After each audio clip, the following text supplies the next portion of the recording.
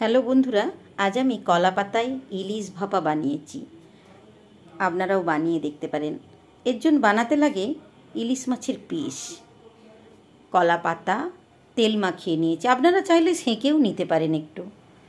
তারপর একটা পাত্রে কলা পাতাটা রেখে একটা পাত্রে জল নিয়েছি ভাপানোর জন্য। কলা পাতায় ভালো করে এক একটা ইলিশ মাছের পিস রেখে তারপর পেস্ট করা সর্ষে, সাদা সর্ষে, কালো সর্ষে, কাঁচা লঙ্কা, পোস্ত পেস্ট করে নিয়েছি, সেটা দিয়ে দিচ্ছি। তারপর এতে 4 চামচ সর্ষের তেল নিয়েছি, এতে একটু তেল বেশি লাগে। তারপর পাতিলেবুর রস একটা পুরো গোটা, খুব টেস্ট হয় পাতিলেবুর রসে ইলিশ মাছ।